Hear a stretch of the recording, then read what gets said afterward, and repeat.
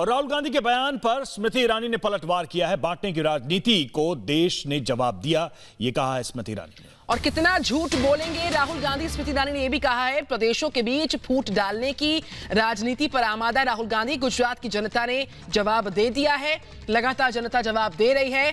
तो राहुल का बयान पर बवाल और किस तरीके से हो रहा है पलटवार, वो तमाम बयान, तमाम ट्वीट्स नेताओं के, मंत्रियों के हम आपको दिखा रहे हैं। स्मृति ईरानी ने जो कुछ कहा वो भी हम आपको सुनवाएंगे। इस बीच यहाँ पर लगातार जो स्मृति ईरानी ने कहा है वो भी आप सुनिए, तमाम प्रतिक्रियाएं आती हुई।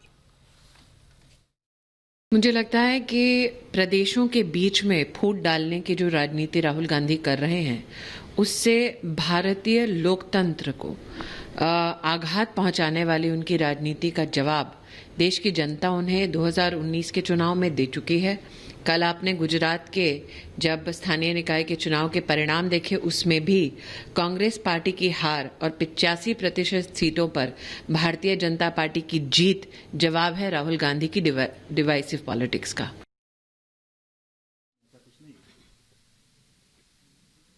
मैं कह नहीं सकता राहुल गांधी के ऊपर कुछ।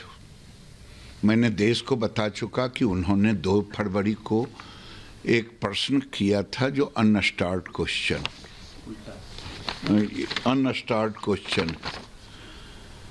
तो ये क्वेश्चन देश के सामने मैंने रख दिया। उन्हीं के हस्ताक्षर से ये पूछा गया सवाल है। अब मुझे लगता है ये सोची समझी रणनीति है।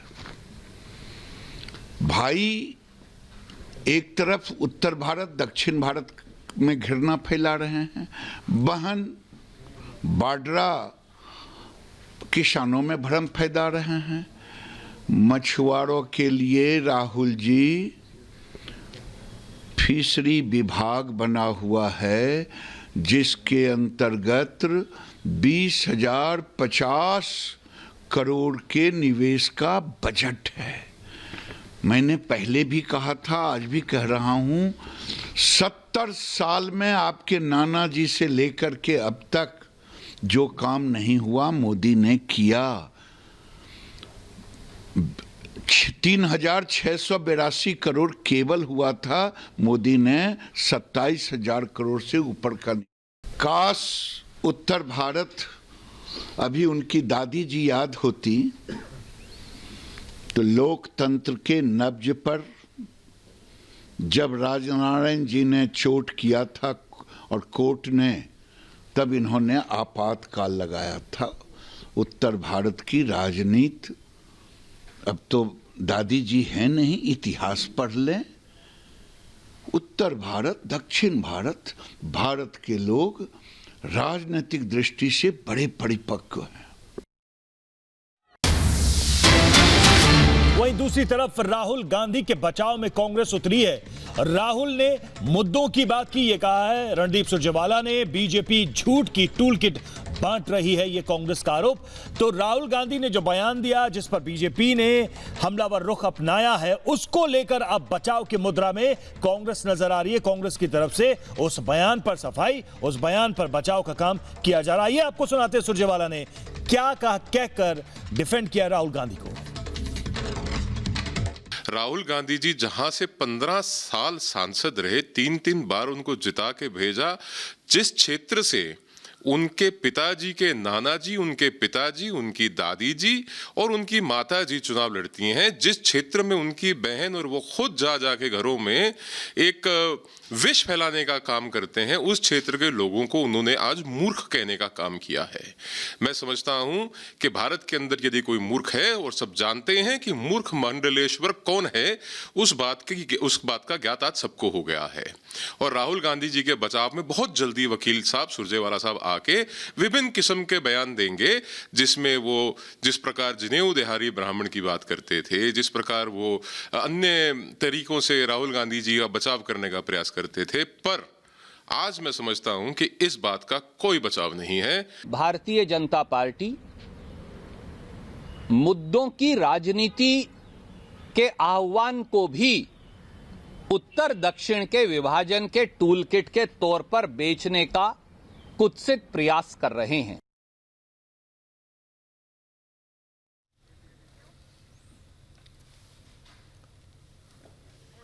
तो लगातार किस तरीके से आप सुन रहे थे, रणदीप सुरजेवाला को आप सुन रहे थे और बीजेपी की भी रिएक्शंस लगातार आ रहे हैं।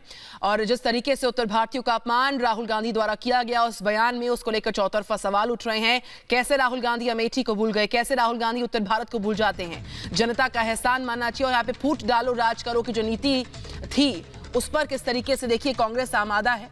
और तमाम रिएक्शंस हम आपको सुनवाते हुए। 13 बार अमेठी से कांग्रेस जीती है, 9 बार प्रतिनिधित्व दिया है, 1 बार सोनिया गांधी भी वहां चुनाव जीती है। ये देखिए अमेठी से किस तरह का सहयोग जनता कर रहा है इस परिवार को, राहुल गांधी के परिवार को। बावजूद इसके उन्होंने प्रश्न उठाया है लोगों की समझ पर, क्यों किया उत्तर भारतीयों का अपमान। राहुल गांधी से ये सवाल नंबर 1 कि आखिर इसकी आवश्यकता उनको क्यों पड़ गई, भूल गए अमेठी की जनता का एहसान। दूसरा सवाल, क्योंकि अमेठी ने बार बार चुना, बार बार मौका दिया। फूट डालो राज करो, क्या यही कांग्रेस की नीति रह गई है। दक्षिण और उत्तर में भेद, उनकी समझ पर भेद। चौथा सवाल, उत्तर ने किया खारिज तो दक्षिण पर नजर है, और क्या इसी वजह से उत्तर को कमतर बताने की कोशिश। राहुल के बयान से प्रियंका वाड्रा क्या सहमत होगी तब, जबकि उत्तर प्रदेश में वो कांग्रेस की जमीन खोज रही हैं। Just superficially, but going into detail in issues.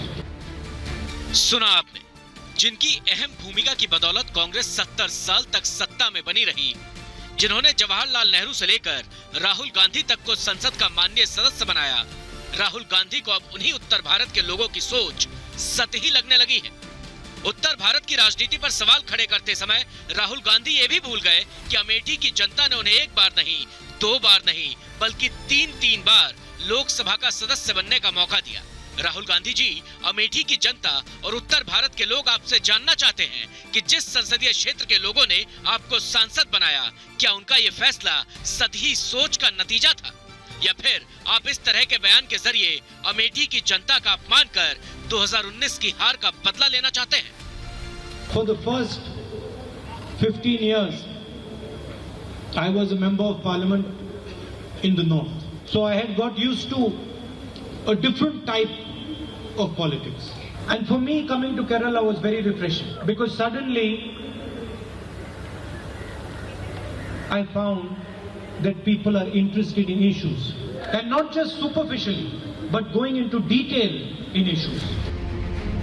तो क्या बंटवारे की रणनीति पर कांग्रेस राजनीति करने लगी है? अब तक की राजनीति में पूरी तरह से विफल राहुल गांधी देश को उत्तर दक्षिण में बांटना चाहते हैं। His politics is that he despises the people of North India. His politics is that he despises Gujarat and Gujaratis. His politics is that he will question the Indian army asking for proof. His politics is that he will support slogans which say Bharat tere tukde honge. आज केरल के लोगों की सोच भले ही राहुल को अच्छी लग रही हो, लेकिन ये बोलते समय राहुल बाबा शायद एक बात भूल गए कि आजादी के बाद से ही गांधी परिवार का चुनावी रण उत्तर भारत ही रहा है। राहुल गांधी बांटने वाली राजनीति कर क्या हासिल करना चाहते हैं, ये तो बड़ा सवाल है। लेकिन राहुल के इस नए बयान ने प्रियंका गांधी की मुसीबत जरूर बढ़ा दी है, जो इन दिनों उत्तर प्रदेश में कांग्रेस के लिए सियासी जमीन तलाश रही है। ऐसे में राहुल गांधी का यह नया ज्ञान कांग्रेस पर बहुत भारी पड़ सकता है। Bureau report, Republic Bharat. तो राहुल गांधी के इस बयान को लेकर बीजेपी हमलावर है। हमारे साथ प्रेम शुक्ला इस वक्त जुड़े हुए हैं, बीजेपी नेता, उनसे हम सीधे बातचीत करेंगे इस पर। प्रेम जी, सवाल तो बड़ा सा सिंपल है। बहन उत्तर प्रदेश में जमीन बना रही हैं, जमीन तलाश रही हैं, लोगों का वोट चाहिए, लोगों की तारीफ कर रही हैं, प्रशंसा कर रही हैं, और भाई दक्षिण में जाकर उत्तर की बुराई कर रहे हैं। चल क्या रहा है ये भाई बहन में? ये जो ये फर्जी गांधी परिवार है, उस फर्जी गांधी परिवार के दोहरे मानदंड का जीवंत प्रमाण है। राहुल गांधी आज अपने पूर्वजों को भी गालियां दे रहे हैं। पंडित मोतीलाल नेहरू, पंडित जवाहरलाल नेहरू, श्रीमती इंदिरा गांधी, राजीव गांधी, क्या ये सब सतही सोच वाले लोग थे? क्या ये गहरी सोच वाले लोग नहीं थे? क्या ये मुद्दों की गहराई को नहीं समझते थे? ये राहुल गांधी का कहना है। राहुल गांधी न केवल अमेठी का, न केवल उत्तर भारत का, न केवल समग्र उत्तर भारतीय समाज का, बल्कि अपने पूर्वजों के लिए भी अपशब्द और अभद्र भाषा का अपमानजनक प्रयोग कर रहे हैं।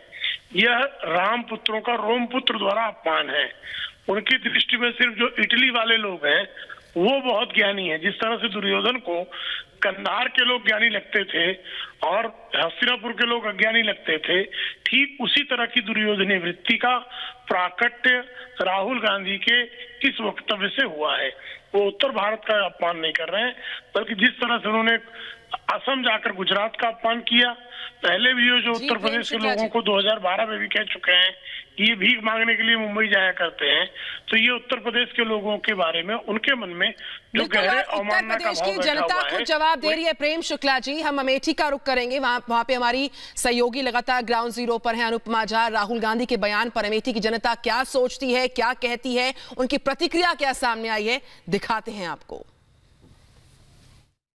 अमेठी जिस क्षेत्र ने राहुल गांधी को पहचान दी, लेकिन कहते हैं कि घमंड जिस तरीके से राहुल गांधी के सर चढ़कर बोल रहा है वो उनके बयानों से साफ तौर पर देखा जा सकता है। कल राहुल गांधी ने कुछ इस तरीके का बयान दिया जिसने पूरी तरीके से अमेठी की वो बेइज्जती करते हुए नजर आए। उन्होंने नॉर्थ वर्सेस साउथ को जो है कंपेयर करते हुए नजर आए। उन्होंने सीधे तौर पर और स्पष्ट तौर पर यह कहा कि अमेठी के लोग जो है वो फैक्ट्स को नहीं समझते हैं, जबकि वो केरल के वायनाड से अब सांसद है। उन्होंने कहा कि जब से मैं वायनाड आया हूं वहां पर लोग जो है समझते हैं मुद्दों को, फैक्ट्स पर बात करते हैं। और देखिए, अमेठी ने पहचान दी है राहुल गांधी को। अमेठी ने 15 साल तक राहुल गांधी को सराखों पर बैठाया, लेकिन एक बात और समझने की जरूरत है कि जब राहुल गांधी को 2019 के लोकसभा चुनाव में स्मृति ईरानी ने हराया तो अमेठी की यही वो जनता थी जिसने राहुल गांधी को सिरे से नकार दिया। शायद यही वजह हो सकती है जिस तरीके से राहुल गांधी बयान दे रहे हैं, और इसीलिए आज हम अमेठी पहुंचे हैं जनता से समझने के लिए कि आखिर क्या वो वजह थी जो 2019 के चुनाव में राहुल गांधी इतनी बुरी तरीके से हारे, और जो कल उनका बयान दिया गया था उससे यहाँ की जनता कितनी सहमत है। जो राहुल गांधी की तरफ से कल आप बयान दिया गया, आप लोग अमेठी में रहते हैं, आप लोगों ने 15 साल तक सांसद बनाया राहुल गांधी को, उसके बाद अब राहुल गांधी का ये बयान कहां तक जायज हो सकता है? राहुल गांधी को तो पहले ये सोचना चाहिए कि अमेठी ने उनको नाम दिया, सम्मान दिया, और उनके परिवार के लिए अमेठी इतने वर्षों तक जुड़ी रही। आज उनका यह जो बयान है कि केरल के लोग ज्यादा जुड़ते हैं, उसका कारण है अमेठी के लोग, उत्तर भारत के लोग जो हैं वो देशभक्त हैं, और वो जाके देशद्रोहियों वाली बात करते हैं केरल में, वहां के लोग जुड़ते हैं। हमने उनको नाम दिया, पहचान दिया, और उन्होंने क्या दिया अमेठी को? गड्ढा युक्त सड़कें दिया, पढ़ने के लिए यहाँ तक विद्यालय नहीं हुआ, लोगों के रोजगार का कोई अवसर नहीं प्रदान किया। और 2019 में जब हम लोग समझदार बने उनके हिसाब से, तो हमने उनको यहाँ दिखाया कि हम समझदार हैं। जब हमारी साक्षरता को अमेठी में विद्यालय न देना, अमेठी के लोगों को आगे न बढ़ने का अवसर प्रदान करना, यही हम लोग नासमझ बन के बैठे रहते थे और उनको चुनाव में वोट देते थे, उसका आज हम लोगों को सिला मिला। एहसान फरामोशी की हद है। अमेठी ने उनके परिवार को नाम दिया, उनको नाम दिया। हम सब राहुल गांधी को रायबरेली में इसका जवाब देंगे।